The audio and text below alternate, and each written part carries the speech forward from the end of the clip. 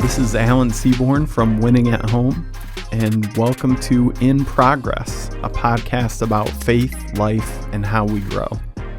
And I know it's been a little while now, but this is my second time back in the studio after the shutdown, quarantine, whatever you want to call it. So it still feels a little bit strange for me. I got used to recording these things on my phone and trying to block out some of the background noise. So hopefully you're enjoying the the serious improvement in quality. I enjoy recording in here a lot more than I do recording at home. So hopefully you're enjoying that. And for this episode, I want to share a passage from Philippians chapter 4. And it's actually I'm going to be covering a couple of verses that I've talked about in a previous episode. You know me, I didn't go back and see what episode that was because for some reason I don't think of that until I'm recording. But I think that this passage and these couple verses that I shared about before, Philippians 4, 8, and 9, are really worth revisiting right now. In the current context that we're living in, with all of the anger and disagreement and frustration, and it just feels like, now it doesn't especially feel this way when you're in person with people, but it feels this way when you're watching TV, when you're online, when you're on social media. It just feels like everyone is in, I don't even know, I don't want to say attack mode because I don't think that's quite right, but maybe defend mode, and everyone is just ready to debate and argue and be frustrated and annoyed and write people off. And in that context, with that as the backdrop, I want to share something that Paul wrote in Philippians chapter 4. Now I want to let you know that there's, like a lot of things where there's kind of some scholars that generally think one thing. There's never 100% consensus, but for the most part, people who study the history of the book of Philippians, who study Paul's life, who look for clues in the text and try to figure it out, they think that Paul wrote the book of Philippians while he was under house arrest. And so, like I talked about in a previous episode about the armor of God, Paul would have been sitting chained most likely to a Roman soldier while he was writing this. And I tell you that because I want you to understand that when he's talking about the things that he's talking about, he's not facing circumstances where everything has just finally lined up for Paul. Everything's going his way and things are just working out for him. That's not where he finds himself. If you find yourself in a situation right now, which I bet you do, I think we all do, where you would say, I really am not feeling like everything's just coming up roses for me. I think that's the phrase, right? Where you're not feeling like life is just going so smooth, so easy, so perfect. Man, it's the dream, right? Everything's going my way. If you can't say that, which I think is probably all of us who can't say that, then we need to understand Paul was in an even tougher than that situation. And he writes this, Philippians chapter 4. This is starting in verse 4. He says, "Rejoice in the Lord always. I will say it again, rejoice. Let your gentleness be evident to all. The Lord is near. Do not be anxious about anything, but in every situation, by prayer and petition, with thanksgiving, present your requests to God. And the peace of God, which transcends all understanding, will guard your hearts and your minds in Christ Jesus. Finally, brothers and sisters, whatever is true, whatever is noble, whatever is right, whatever is pure, whatever is lovely, whatever is admirable, if anything is excellent or praiseworthy, think about such things. Whatever you have learned or received or heard from me or seen in me, put it into practice, and the God of peace will be with you. And when I read through that passage, and as you hear me read through that passage, maybe it's one that's familiar to you. Maybe that's the first time you've heard that.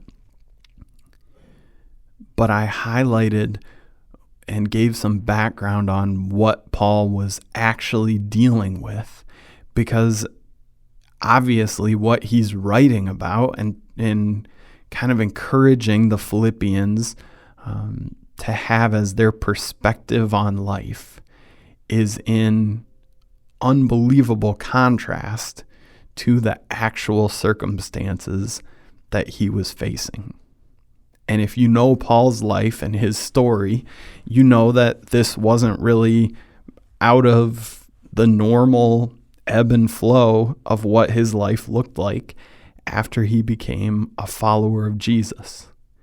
He was constantly being harassed and chased out of town, and people trying to kill him, people trying to arrest him. And he just went through a lot of tough stuff. And that guy is writing, "Rejoice in the Lord always. I will say it again, rejoice." He's writing, don't be anxious about anything, but in every situation, by prayer and petition, with thanksgiving, present your requests to God. And then the line, and I've talked about this kind of stuff quite a bit throughout the coronavirus shutdown and kind of what we do when circumstances are bringing us the opposite of peace. He writes, the peace of God, which transcends all understanding.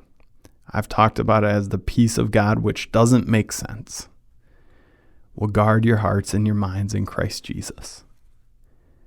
And so what Paul is doing here is he's writing and encouraging the Philippians to not let circumstances dictate how they're doing in life, to not let circumstances dictate whether or not they can find peace. Because we know, and I've talked about this before, that if peace is circumstance-based, then our peace is going to come and go based on how things are going for us in the moment.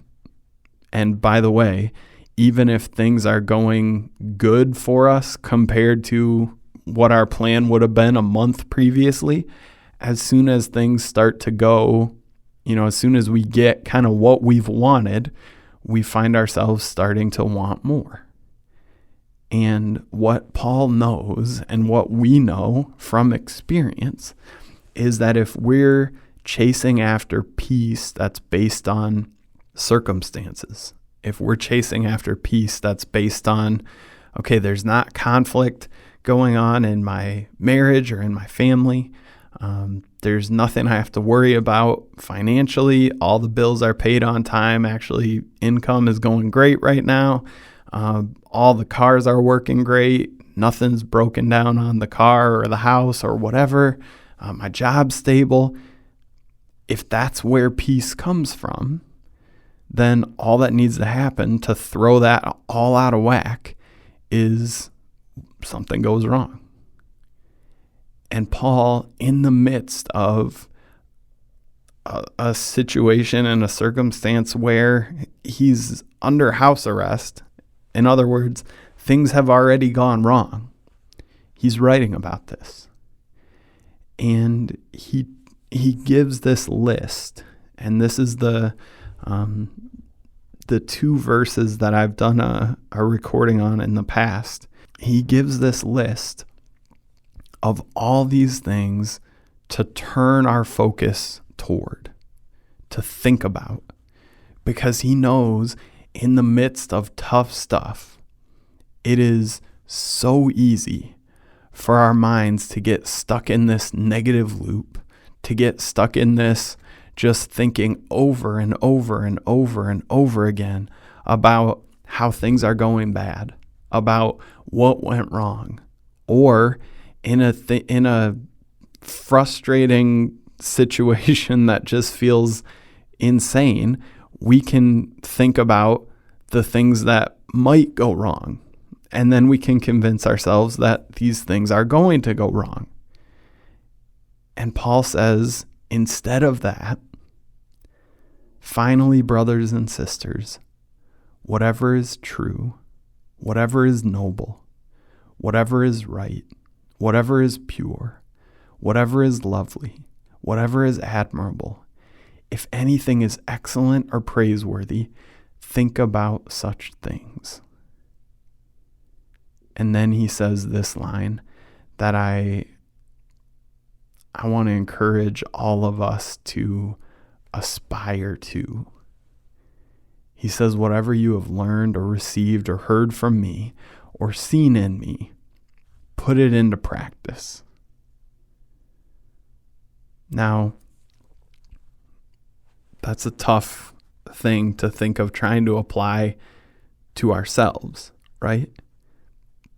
That we could be, like Paul was, living in such an example that we could tell people, hey, the stuff that you've watched me do or heard me talk about, or what you learned from me, just do that.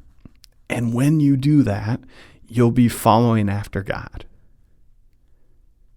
I want to encourage all of us in a time where people just seem to be naturally drawn quicker to conflict, to confrontation, to frustration, to fighting and arguing and debating.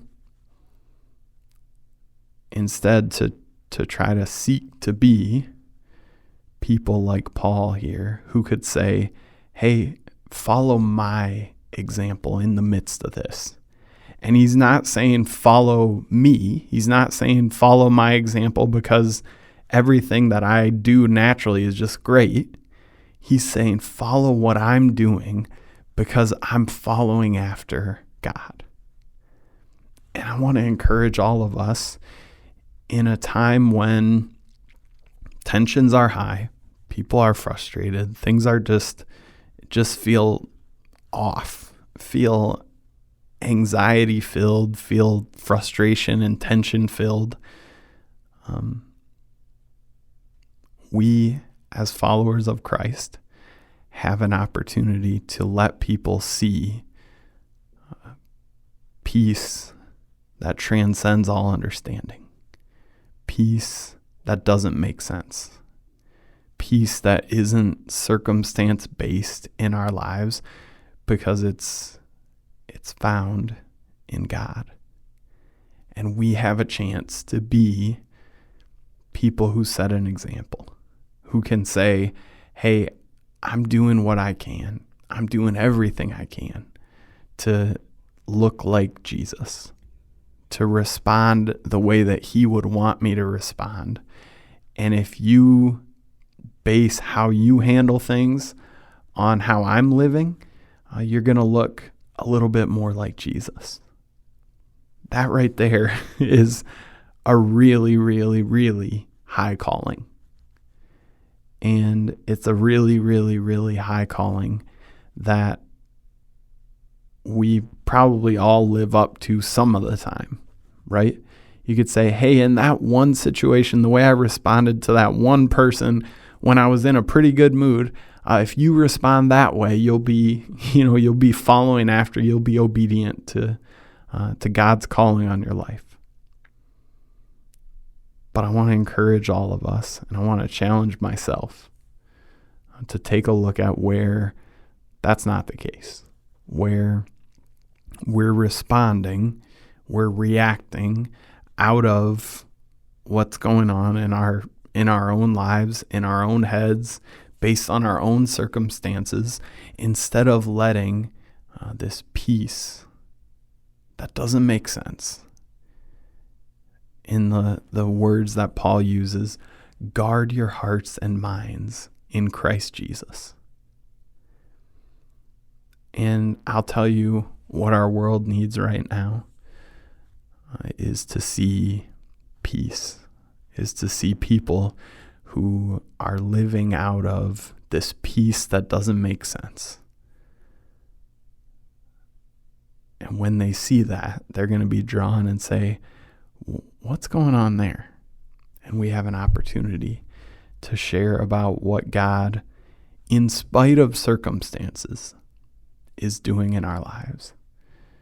When we do that, we'll have a great chance to point people toward Him, and we'll be honoring Him with our lives, with our reputation, with our testimony. And I want to encourage all of us to work toward that, to work toward letting this peace that passes all understanding be at work in our lives, so that we can get to the point of saying, like Paul, hey, watch how I'm living, because I'm letting God do His thing in my life. I'm not deciding how I react based on circumstances. I'm deciding how I react, trying to be more and more and more faithful to Him. And we'll get a chance to point people to Him. That's what we want our lives to be all about. And a great chance, it doesn't feel like it, but a great chance to practice that is when circumstances aren't going perfect. So I want to encourage all of us to try that right here, right now, in the midst of real life.